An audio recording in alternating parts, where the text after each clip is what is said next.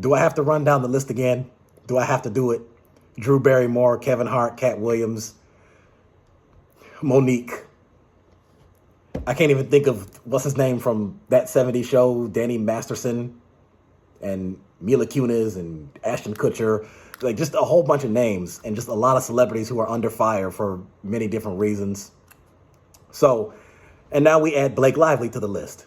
So, now I don't know, again, I don't know how this works when it comes to people just have this tendency to, regardless of how good or bad they may be, or regardless of how you feel about it, people just tend to dig up interviews from the past instead of hitting it right then and then when it's topical.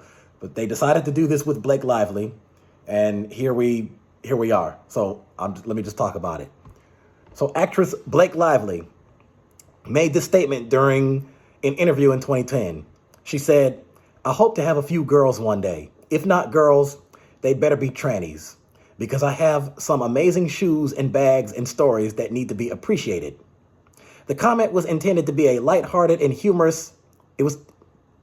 I can't talk right now. The comment was intended to be lighthearted and humorous, reflecting her desire to have children, particularly daughters, who might share her interest in fashion. If she had sons, she joked that they should be trannies so they could appreciate her collection of shoes and bags. Okay? However, the statement received backlash for several reasons. Three major reasons why this received backlash. Number one, insensitive language. The term trannies is a derogatory and outdated slang term for transgender people. It is widely considered offensive and disrespectful within the LGBT community. Using it in a joking manner trivializes the experiences and identities of transgender individuals.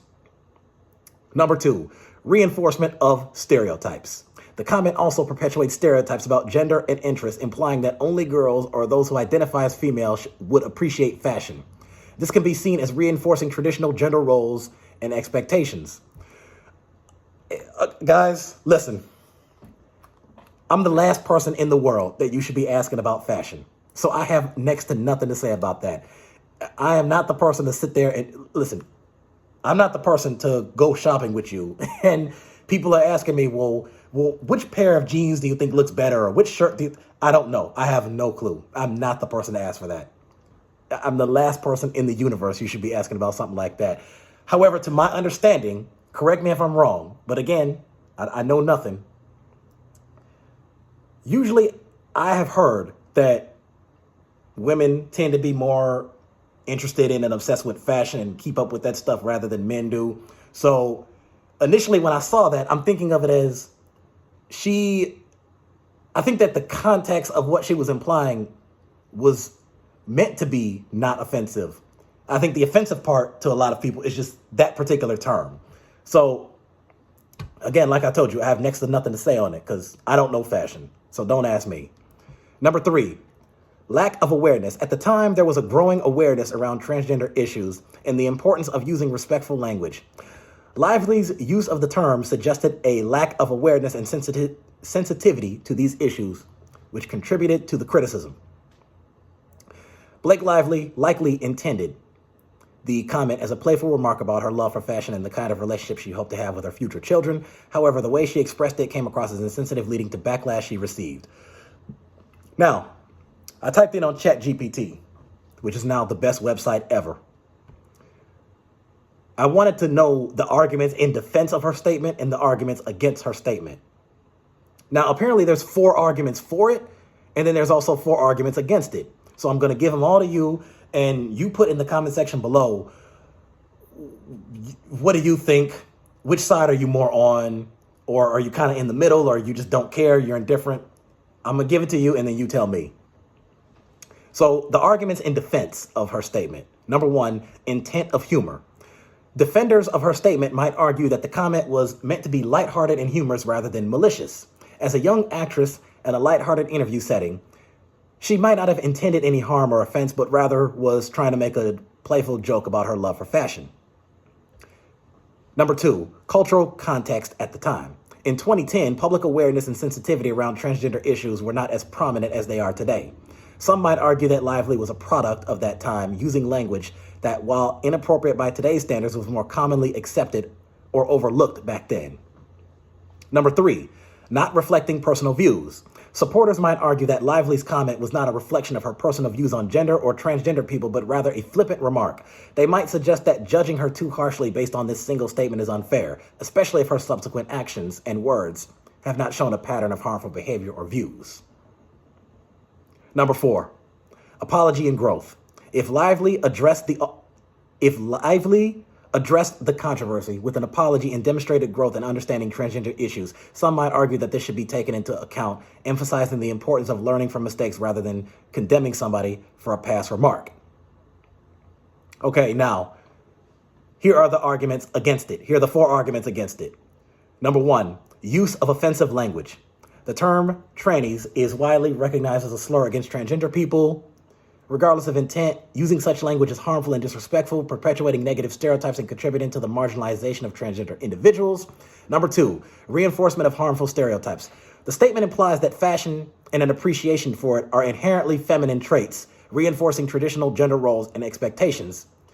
Well, I mean, I've had many men and women tell me that that is the case, that is more of a feminine trait. Now, I know nothing about fashion, but I'm not going to sit here and be the person to say that there's no men at all in the world who don't care about it at all or don't know anything about it all. Like I said, I'm the first to admit I know nothing about it. So count me out. I'm just some schmuck doing a video on YouTube.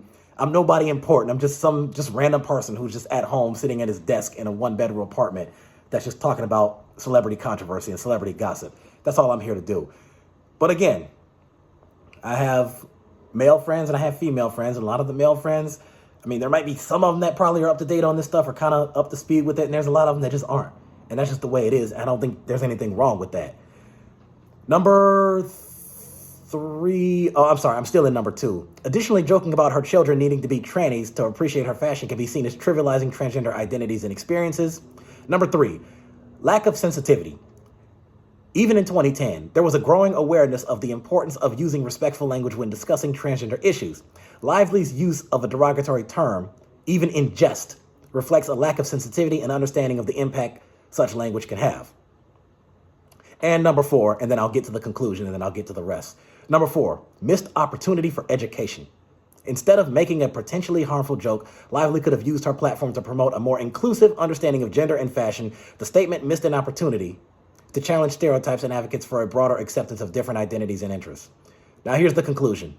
The conclusion is the arguments in defense of her statement center on intent, context, and the potential for growth and learning. On the other hand, the arguments against it focus on harmful impact of offensive language and stereotypes regardless of intent. Both sides offer important perspectives on how public figures should navigate sensitive topics and the consequences of their words. So I guess when I look at all that and I put them together, I guess my personal main takeaway of it is, I guess I could see the only offensive part to it. And again, this is not me personally being offended by it, but I guess you can look at that and say, okay, well, that particular term that she used was unacceptable. And she could have said, well, if I hope to have kids one day. And if I do, I want to have daughters. And if I happen to have a boy, that hopefully later on in life he'll decide to be transgender so he can appreciate my fashion, because girls are more likely to appreciate the same sense of fashion I do as a mother as opposed to boys who don't seem to care about it or don't know about it. And so overall, I think it was more so intended as you can call it a cheap joke or a light joke, whatever. That's kind of how I see it. So again, like I said, even as a person like myself, or as left-wing and liberal as I am, I'm a little bit more so towards indifferent about the LGBT thing. Because like I said, I'm a person who believes that when you do good things for people, it should completely disregard skin color or gender or any of that type of stuff. So I would lean a little bit more, I guess, towards, I'm like 51, maybe 52% probably lean in defense of it. So, because this is the thing, when I first saw the headline, it made it seem like, because somebody had posted on Facebook that Blake Lively is now the most hated actress in America. And when all these articles I see from New York Post, New York Times, or Hollywood Reporter, or Entertainment Tonight, or whatever, that were saying Blake Lively is now under fire for using a transgender slur. that made it sound like they were saying that she was just in an interview and just casually said, oh, something, something, and oh, those trannies, and I don't care about them or whatever. If that was the case, then I can completely understand people being against it. And I wouldn't be able to say, yeah, I can understand that, other than just saying, hey, if she's a conservative and that's how she feels or whatever. But overall, I would say I didn't see much harm in the statement other than just the word. But this was in 2010, so I don't really follow Blake Lively closely. So, and like I said, I know she was in some shows and movies that I never really watched. I know she was one of the stars of Gossip Girl. I had never seen that. I don't really follow her career, but this was 2010, so I'm assuming between then and now, you're talking about 14 years. I'm sure somewhere within that 14-year time frame, she might have apologized for it. Whether it be in private or publicly, I don't know. I didn't take the initiative to search for it, whatever. So that's what I get out of that. So other than that, I gave that all to you, and you tell me what you think. Like and subscribe. I got more later.